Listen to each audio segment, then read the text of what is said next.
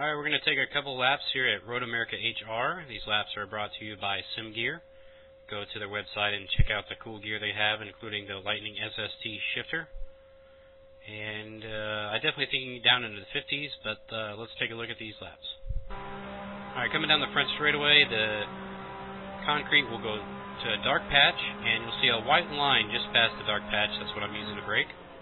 You downshift into third. These first two turns, it's critical to get into the corner tight so you can come off the corner really hard. And this one you're going to downshift in the second. This one's really critical because it has a long straightaway afterwards.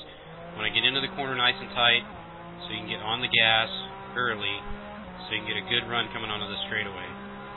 Coming up here, you're going to go just past the dark patch. You kind of just have to get a feel for where you're braking. I'm not really looking at anything here. You're going to downshift into second. Don't necessarily really want to catch this curb like I do here. It's a little bit smoother and safer if you don't, and you don't really lose any time not catching it. You're going to downshift in a second here. The car will get really light at the top of that hill. You have to kind of be careful. If you do this just right, coming up here, you can go through here full throttle, but it is a little hard. It doesn't kill you too bad if you have to let off just slightly. Again, just past the dark patch there, you can use the white lines on the asphalt as a marker to kind of learn where you're going to brake. This section right here, you can come into it a couple of different ways, but right here you'll see it gets light on the inside of the asphalt next to the pavement. I try to stay off the gas where it's light, and as soon as it goes back dark, I'm back on the gas. Get a good run coming up here. Again, if you go through here just right, you can go through there full throttle.